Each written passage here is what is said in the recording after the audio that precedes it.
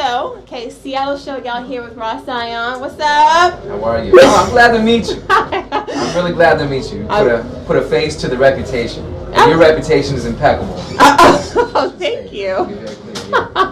Thank you very much. It's nice to meet you too. So yeah, I was able to see you on the 14th of March here at Numos doing a 3-day event. Yeah. Blue Scholars. It was filthy. Did your thing up there. I really liked it. And you're about to go on tour. Yes. Yeah? So right after we wrap up these 3 nights at Numos, we go down to South by Southwest in Austin. I think I'll have a good time. I don't think we have anything to gain or to lose by going. So I you have a long tour after that, though, too. Once we get back, 2 days after that is when we take off for the tour with Diggable Planets. Yeah. East Coast tour. We cover everything from Maine down to Florida.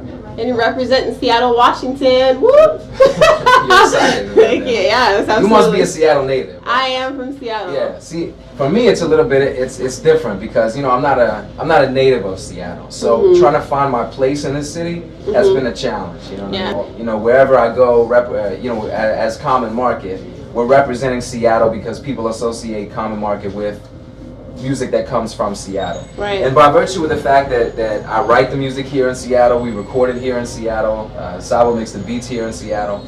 Sure, it's Seattle music, but it's not Seattle-centric the same way that some of the other bands, the hip-hop groups coming out of the town are. And so you're from all over the place. Kentucky. Born and raised in Kentucky, yeah. That's my home. Lived in Cincinnati, lived in Tampa, Florida. Zambia. Lived in Zambia. I want to hear about that.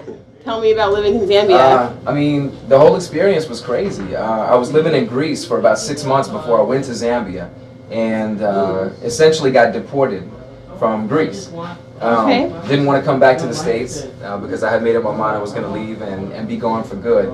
So myself, my wife, and our 2-year-old daughter moved from Greece to Zambia. We ended up staying for 2 years. How did living in Zambia shape who you are as an artist?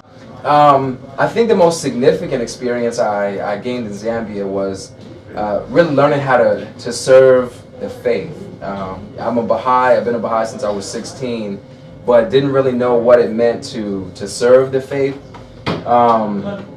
And being in Zambia, I learned a lot about that. A lot of practical applications for living these abstract spiritual principles that we study about.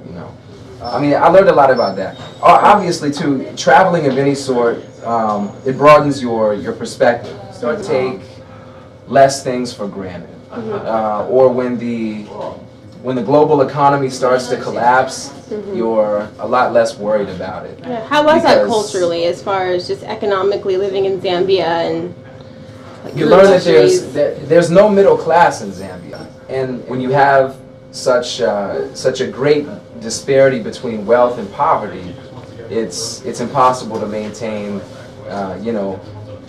good relationships among the people. You know what I mean? Does that make sense?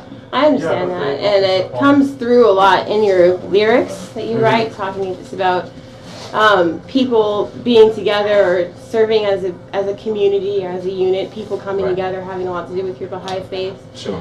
And how is it for you knowing that your spirituality is such an intrinsic part of your music?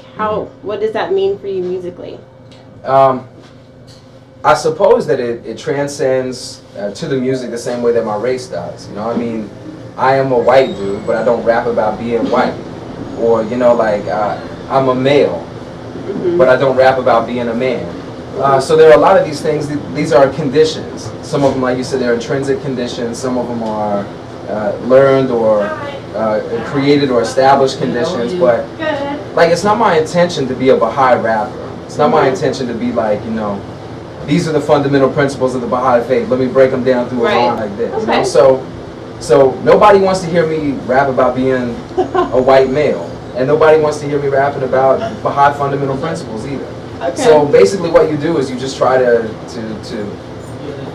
you rap about what you know about. Yeah, you are a spiritual man that you talk about. Yeah, no question. I don't deny that either. Yeah. But there's such a fine line between you just rapping about something of substance and coming across as being very self-righteous. So when I rap, and I'm talking about, you know, spiritual principles, or I'm talking about, you know, like socioeconomic conditions. I'm talking about all these abstract principles and theories.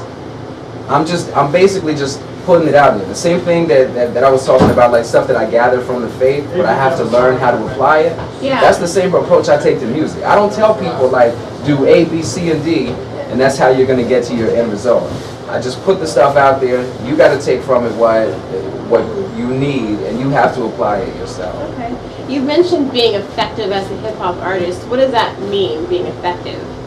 Well, I mean, people have to listen to you. Right. If nobody's listening to you, if you can't establish a level of credibility, then you're not effective in your art form, right? Well, it sounds like that a lot of what you're up to is spreading a message, like you said, being an effective hip hop artist, and you want people to listen to you, and through this medium. Yeah. I'm using the medium of music.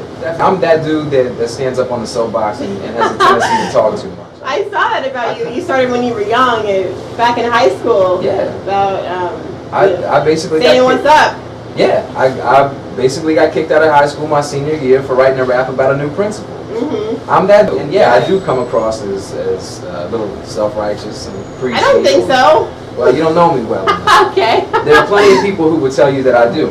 But that's what I'm saying is I'm making an effort to try and find that balance. I have deep personal convictions. I have very strong beliefs. That doesn't mean I have the answers. It doesn't mean I've figured things out. But it means like I want you to be as passionate about it as I am. Yeah. And so that's the mistake that I make sometimes, is assuming that everybody is. Like I just take for granted the fact that, oh, you must want to know as much about life as I want to know, and you must want to follow this path too. So come on, let's do it. Not everybody's gonna do that, and that's fine. Yeah. But that's the balance I've tried to find. It's a good balance. You don't perform heavy-hearted when you're up on stage and you're talking about what it is that you're up to or your spiritual knowledge or whatnot. You perform very light and fun and I have yet to cry on stage, but I know the day's gonna come when I'll cry on stage, and then that'll be it. Everybody will be like, oh, this guy. As I mentioned, I have a tight following, and it's great it was great to be a part of it on Saturday, and I look forward to the show tonight. Actually, I appreciate it. Seattle represent, Seattle show gal, know about it. Thank you.